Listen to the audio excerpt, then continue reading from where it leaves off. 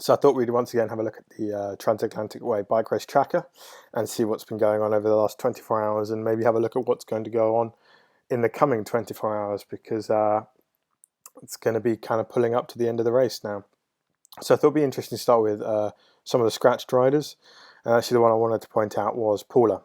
Sadly, she had to scratch yesterday due to some leg pain, which is quite a shame for her. She was going really well and looking strong. So, you know, sorry for her, and hopefully she can get that sorted out and come back and maybe race another race this year, or look to do something else.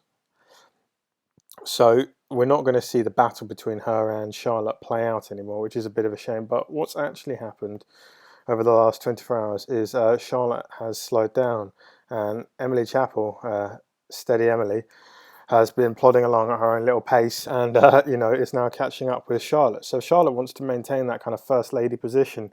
She's going to have to find something. Now, the reason for Charlotte slowing down is that if we go to her full history, what we can see is actually perhaps she's been suffering from her enthusiasm in the last few days and lack of sleep, and that she's taken a massive sleep last night, so she's had 10 hours there. So although she's lost time back to Emily, she is going to be feeling a lot better for that. And so, when she gets going again, she might be feeling stronger. Now, we just have to hope that she hasn't had an issue with anything, and that she will continue. The other, slight possibility is that her tracker batteries have, had some issues, and so she's continued earlier. But we'll hopefully get some issues, some news on that during the day, and we can see. So the obvious thing to point out is Bjoern is all the way down here, absolutely motoring. As you can see from here, 1,600 and 80 kilometers out of 269. So, roughly 600 kilometers to the finish for him. It's not flat, so it's going to be tough going, and he's a bit tired. But again, he stopped for a good sleep last night. I'd expect him to be finishing, maybe lunchtime tomorrow, possibly a bit earlier. I don't think he's going to sleep much again. He might take an hour and a half or so tonight, but really there's no need for him to be taking a long sleep tonight. And it's not, he can push on from there. He's nursed his body really well for the last 4 or 5 days, so he's going to be feeling strong even with a lower sleep.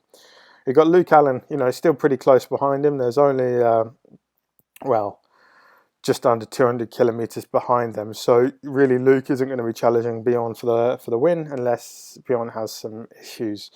Luke is actually a transcontinental race veteran, and is a good rider. So he knows what he's doing and is strong over distance, but perhaps not quite as fast, not quite as drilled as Bjoern, who is really just on another level. So there's no shame in that. We've got a group coming up behind them: Dan Massey, Ales, Gerald, Chris. There's going to be a fight for the top 5. We're going to see that for sure.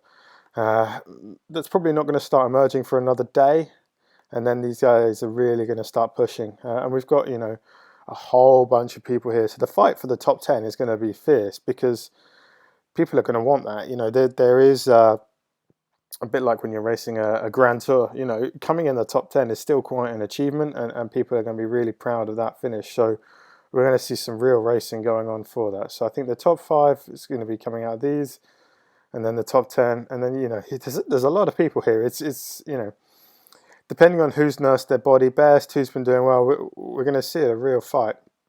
So one person I wanted to point out, since starting these videos, quite a few people have been emailing me, messaging me, saying, "Oh, you got to check out this guy, this guy," which has been really, really good actually, because it's quite hard for me to kind of pull out all people, and I don't know everyone because there are so many people. But one guy I do know that I didn't actually realise was riding is Mike Sheldrake. Now, Mike Sheldrake is quite a well-known, famous rider. He's actually 59. He's a 3-time transcontinental race veteran, 1-time transcontinental race scratcher, so 4 times. And already this year he has finished in around 18 days the Indian Pacific Wheel Race. So Mike Sheldrake is, a serious rider. So at the moment He's sitting in just outside. Well, these are media top 10. Let's say about 10th. Yeah. And you know, he knows what he's doing. He is apparently an ex kind of mountain climber. You know, been to the Himalayas, things like that. So, you know, he's well drilled. He knows exactly what he's doing. He knows what he's capable of, his body's capable of. And as you can see here, he's had some tracker issues at the start, but since then we see him riding, solid sleep, riding, solid sleep, riding, solid sleep. You know, he knows how to look after his body and ride. And for a chap at 59, that is seriously impressive. So I thought a quick look at the race flow would be interesting. Now what this does is this puts the leaders, we can pick different people, but we'll do leaders on a map of time against distance. So what you can see is stopped time when it's flat, and then the slope is their speed. So the steeper the slope, the greater the speed. So you can see here Bjoern is making good, pretty constant pace, but whereas Luke Allen is actually slowing against Bjoern and has taken a less sleep last night. Bjoern had a good, 5 hours sleep, 4 hours sleep, whereas Luke had,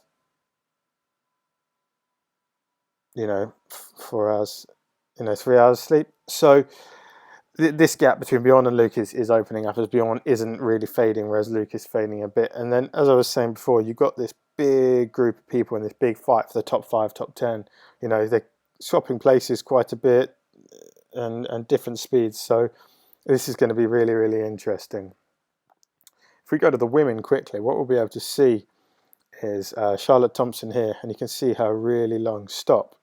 And that's kind of eroded some of this big gap that she had. And then you've got Emily and Anna just coming up behind her. So this fight for the women is far from over. And depending on what's happened with Charlotte and any possible issues, we're going to see a really, really good battle going on there for the women and top women's place finisher, which is, quite an accolade.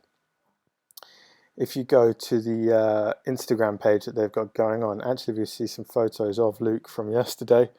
Having a good feed, Bjoern, and then actually this is a photo of Charlotte Thompson.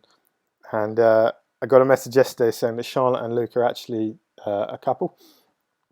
So quite a pair of riders we got going on there. All right, everyone. So I think that'll be the roundup for the day today. One thing I would say is check out the Transatlantic Way Facebook page, as they got quite a few videos and things going up there and some interviews. And I know there was one with Emily, which is quite good. So it's worth going over there and having a look at that because they are pretty good. All right. So any questions, comments, just reach out to me, and we look forward to the next 24 hours as we kind of see Bjoern coming into the finish, and then the real battle between the top 5, top 10 starts emerging, and we can look at that.